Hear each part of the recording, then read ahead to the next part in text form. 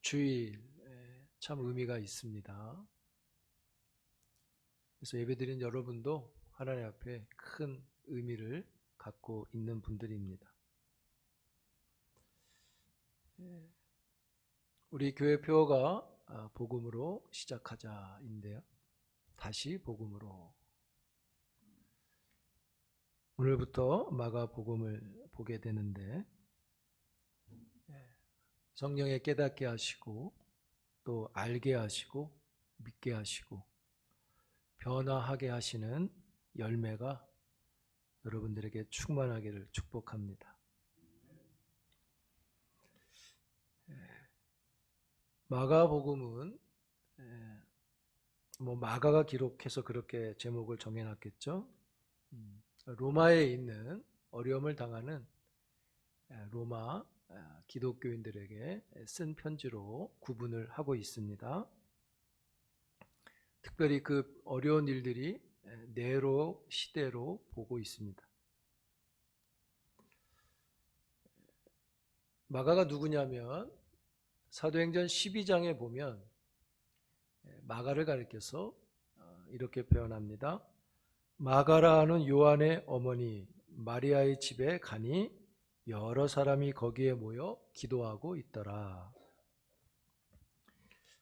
마가를 요한이라고도 부르고 있어요. 마가라는 요한의 어머니. 마가의 어머니는 마리아라고 되어 있고 그의 이름은 마가 요한입니다. 마가는 헬라식 이름이고요. 요한은 유대식 이름입니다. 아까 12장 12절의 내용처럼 그 집에 갔더니 여러 사람이 거기에 모여 기도하고 있더라 이렇게 되어 있잖아요. 마가의 집이 초대교회 기도처로 제공되어졌습니다. 그 모임 장소가 우리가 잘 알고 있는 성령이 임한 마가 다락방입니다. 골로새 4장 10절에 보면 마가를 가리켜서 초대교회에 복음을 전했던 바나바, 경건했던 바나바, 그 바나바의 생질로 소개되어집니다. 생질이라는 것은 조카를 가리키는 것이죠. 그래서 아마도 바울하고 바나바하고 마가를 놓고 다툼이 있었죠. 2차 전도 여행할 때 마가를 데리고 가자, 데려가지 말자 그런 다툼이 있습니다. 성경에. 그래서 바울은 안 된다. 바나바는 데려가자 이렇게 한 걸 보면 생질로서 또 그런 마음이 더 컸을 수도 있을 것 같아요. 그래서 결국 바나바와 바울이 마가 문제로 둘이 헤어지게 되죠. 그래서 이제 사람들은 바울이 이렇게 인정하지 못했으니까 좀 부족한 거 아니냐 이렇게 보지만 반대로 바나바라는 사람은 당시에 바울보다 훨씬 더 인정받는 사람이었어요. 그래서 바나바가 그를 인정할 정도로 보는 것이 더 좋을 것 같고 결국엔 바울도 나중에 디모데서에 보면 마가를 다시 데리고 오라 그러죠. 그를 불러드립니다. 이 마가는 베드로전서 5장에 보면 베드로가 자기의 아들이라고 부릅니다. 아들처럼 여겼다는 거예요. 그래서 학자들은 이 마가가 예수님을 만난 사람은 아니잖아요. 직접 본 사람은 아닌데 베드로 밑에서 복음에 관한 많은 것들을 배우고 정리해서 이 복음서를 기록한 것으로 여깁니다. 그리고 마가복음이 가장 먼저 기록된 복음서로 지금은 여겨지고 있습니다. 그래서 마태, 누가, 요한이 이 마가복음에서 많은 것들을 살폈을 것으로 여기고 있습니다. 마가는 복음서를 시작하는 데 있어서 우리 1절 한번 읽어볼까요? 다 같이 시작. 하나님의 아들 예수 그리스도의 복음의 시작이라. 복음서의 첫머리는 아주 단순하죠. 복음의 시작이라. 이 시작이라는 단어는 우리에게 어떤 것을 연상시켜 주냐면 하나님이 하신 일들을 생각나게 해줍니다. 떠올려지는 하나님의 하신 일들이 이겁니다. 태초에 하나님이 천지를 창조하셨다. 만물의 시작을 떠올리게 하죠. 그리고 이제 새로운 시대, 복음의 시대가 새롭게 시작되는 그 시작을 말하고 있는 것입니다. 마가가 진심으로 하고 싶은 게 이겁니다. 복음의 시작이라. 즉, 새로운 시대가 시작됐다는 것입니다. 복음의 시작은 참으로 중요한데요. 왜냐하면 복음의 시작은요, 이전과는 완전히 다른 구원의 시작이기 때문입니다. 그래서 마가복음은 예수 그리스도의 시작이라 이렇게 했는데, 이 시작은 하나님이 만물을 창조하셔서 시작하신 것과 같은 새로운 창조와 같은 의미를 갖고 있습니다. 그래서 예수님의 구원 사역을 가리켜서 새 창조라고도 말하는 이유가 거기에 있습니다. 마가가 말하는 복음은 무엇이죠? 오늘 본문에 보면 정확합니다. 마가가 말하는 복음은 예수 그리스도입니다. 그런 까닭에 마가의 복음은요, 어떤 설명을 하거나 이론처럼 제시하지 않습니다. 마가가 말하는 복음은 예수이기 때문에 이 마가복음엔 예수님의 인격을 소개하는 내용으로 되어 있습니다. 즉, 예수님의 삶을 그대로 보여주는 내용들이 처음부터 끝까지입니다. 그러므로 여러분, 이 복음서를 통해서, 즉 예수의 삶을 통해서 복음의 능력을 발견할 수 있기를 축복합니다. 왜냐하면요, 복음은 모든 것을 변화시키기 때문입니다. 여기 복음에 해당하는 단어, 우리가 잘 아는 복음 유앙겔리온이죠.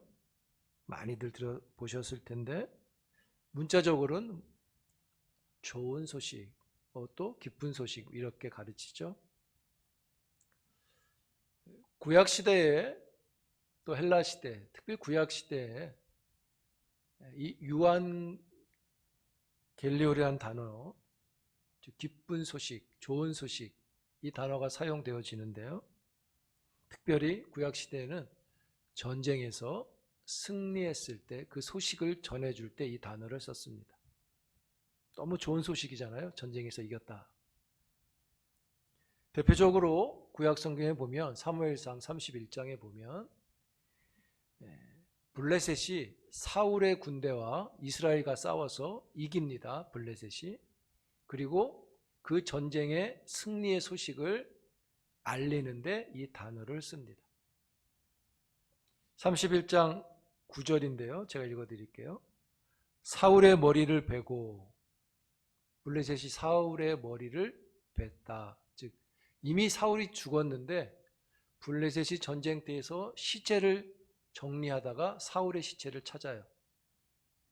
죽었는데도 그 목을 베고 그의 갑옷을 벗기고 자기들의 신당과 백성에게 알리기 위하여 그것을, 머리와 갑옷을 이렇게 표현하면 되겠죠.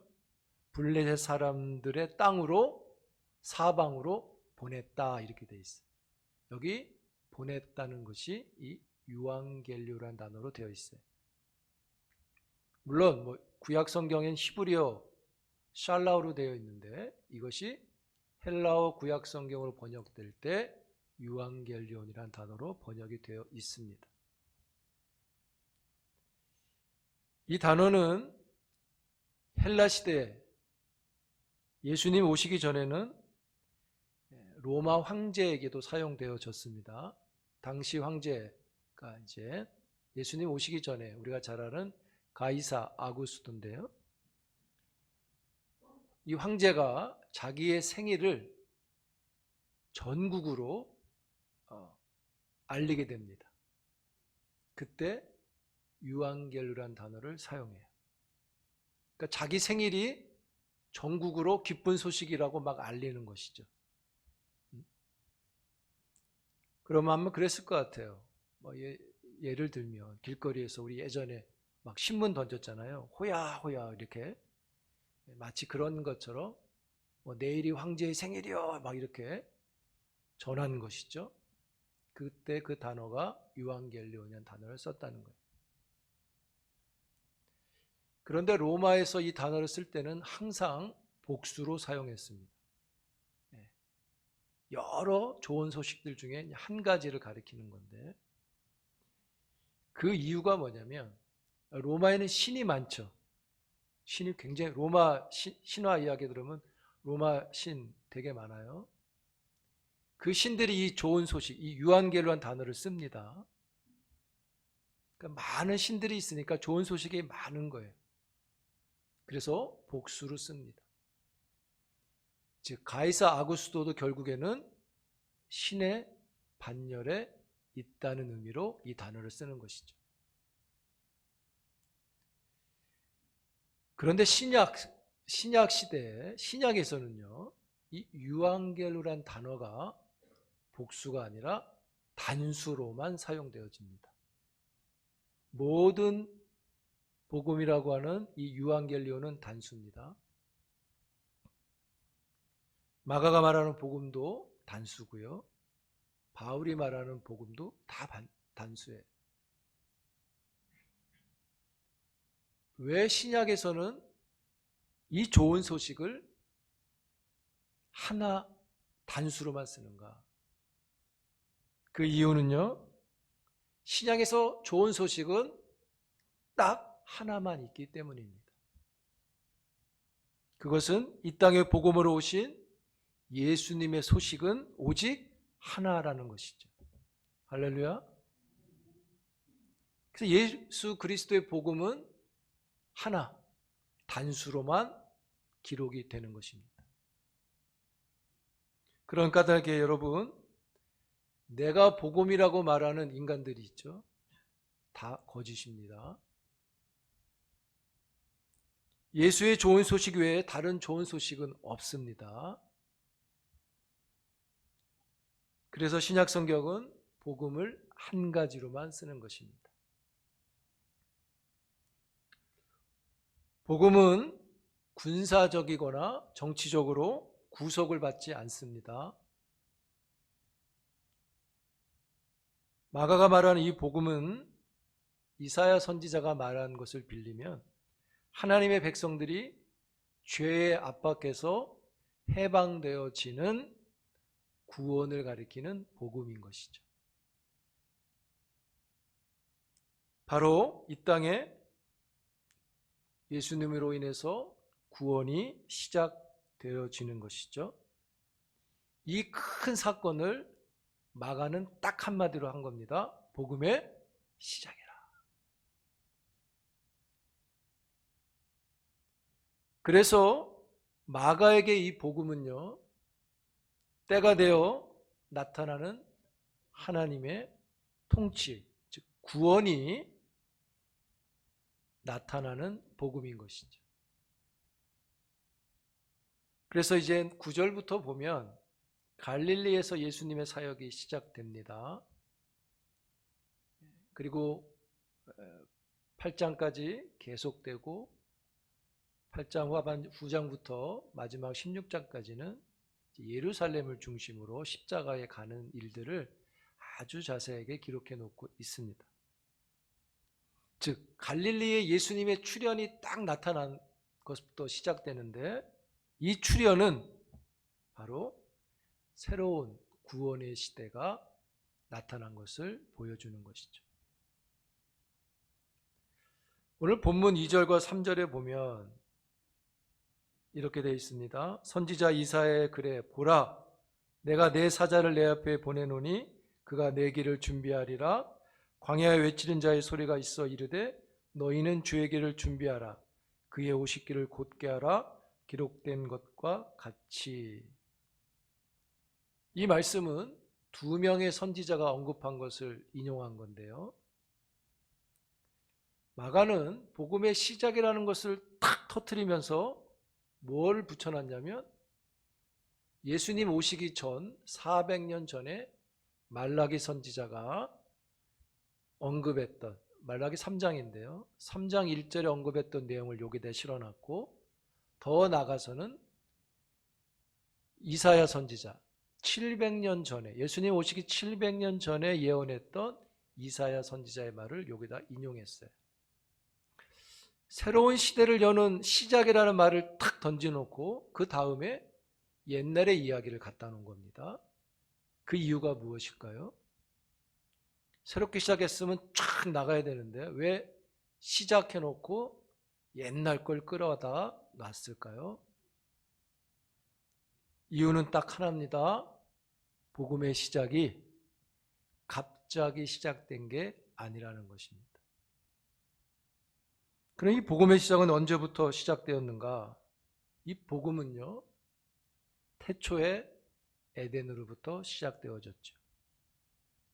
창세기 3장 15절에 내가 너로 여자와 원수가 되게 하고 내 후손도 여자의 후손과 원수가 되게 하리니 여자의 후손은 내 머리를 상하게 할 것이요 너는 그의 발꿈치를 상하게 할 것이니라 하시고, 여기에 여자의 후손이 지금 시작하고 있는 예수 그리스도를 가리킵니다.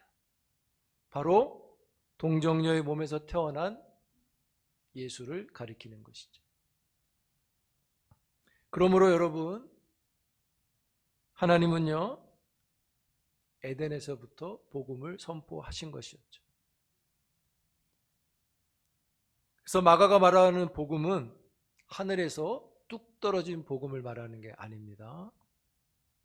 즉 하나님의 계획과 섭리 안에서 준비되어져서 드디어 시작됐다는 것을 말하는 것이죠. 복음은 태초부터 구약 안에서 움직이고 있었고요. 드디어 그 약속이 시작된 겁니다.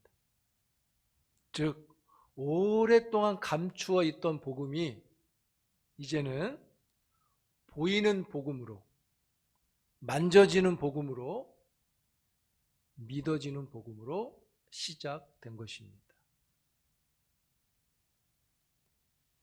이 복음의 시작은 다른 말로 말하면 이렇게 말하는 것도 좋을 것 같아요. 죄인을 살리는 시작이었다. 그래서 구원의 시작인 것이죠. 그래서 이 복음의 시작은 이 땅에 우리를 향한 가장 탁월한 시작이라고 할 수 있어요. 하나님의 아들 예수 그리스도의 복음의 시작이라 바울은 이 복음에 대해서 이렇게 설명합니다. 한번 찾아보겠습니다. 로마서 1장, 신약성경 로마서 1장 16절 봅니다.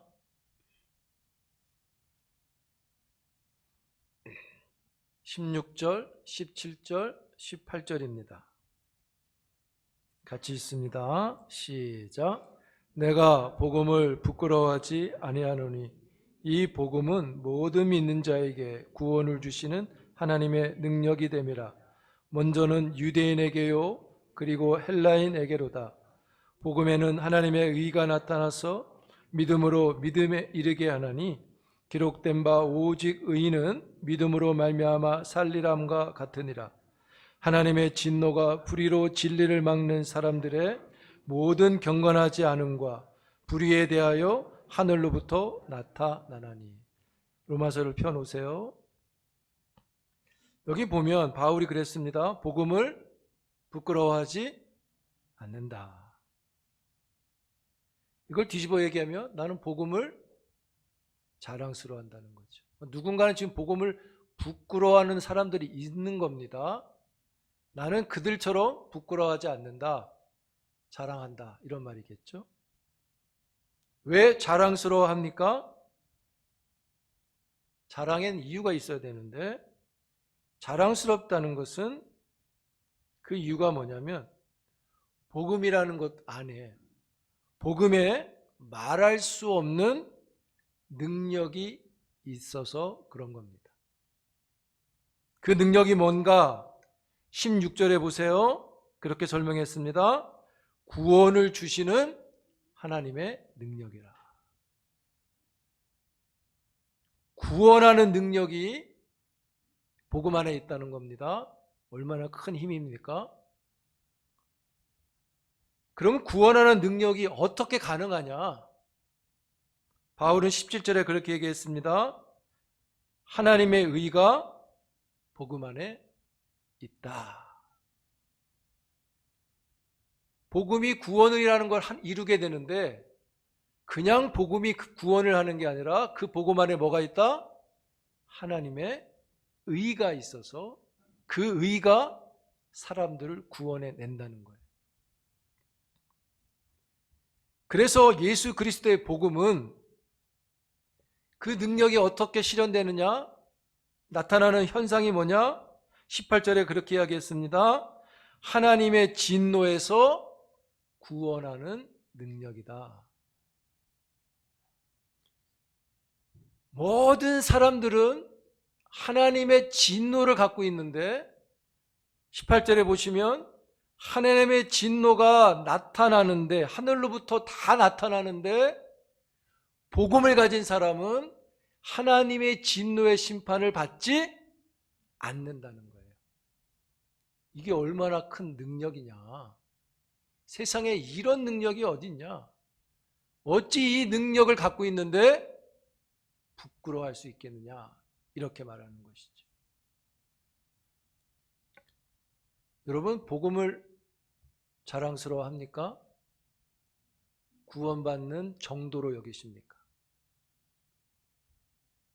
복음은 바울의 말 그대로 어마어마한 능력인 것이고 하나님의 진노의 심판을 피할 자가 아무도 없음에도 이 복음을 가진 자는 예수 그리스도를 복음을 가진 자는 진노로부터 구원을 받는 것이죠. 이 복음에 여러분들에게도 자랑이 되기를 축복합니다. 아무나 누릴 수 있는 게 아닙니다. 그 큰 능력이 이 땅에 시작되었다는 거예요. 그런 까닭에 복음은 구원의 소식이고요. 죽은 자가 사는 소식이고 그 복음은 그래서 좋은 소식이고 그 좋은 소식이 예수 그리스도인 것이죠. 여러분, 복음의 시작이라 그랬죠? 시작이라는 건 끝이 있다는 말입니다. 그래서 우리는 그렇게 이야기했죠. 구원은 끝이 아니라 시작이다. 시작이란 말은 끝이 있기 때문에 가능한 겁니다. 복음은 구원을 받게 하는 그 어떤 게 아닙니다. 복음은 구원만 주고 끝나는 게 아니에요.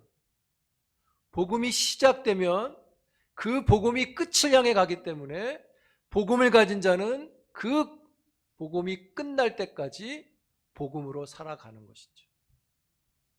예수 그리스도로 살아가는 것입니다. 그래서 우리가 구해야 할 것은 예수 그리스도인 거예요.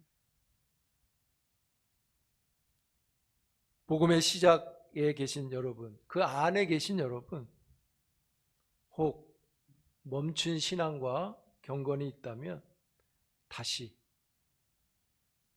깨우시고 일으키셔서 믿음의 경주가 있기를 축복합니다. 복음은 시작해서 계속 가고 있는데 멈춰 있어서는 안 되는 것이죠. 다시 복음으로 성도의 신앙, 구원의 신앙을 이루어가는 경건의 유익이 있도록 성령을 구하시기를 축복합니다. 사랑하는 성도 여러분, 복음을 사랑하시기 바랍니다. 왜요? 복음은요, 여러분의 모든 것을 변화시킵니다. 우리 영혼을 변화시켰죠? 복음은 우리 가정 변화시킵니다. 복음은 우리의 일터와 생업터도 변화시킵니다. 그리고 그 복음은 교회를 새롭게 합니다. 복음이 모든 것을 변화시키는 것을 우리가 믿고 다시 복음으로 힘차게 이 한 해를 시작하는 성도의 아름다움에 참여하는 여러분들이 되기를 주의 이름으로 축복합니다.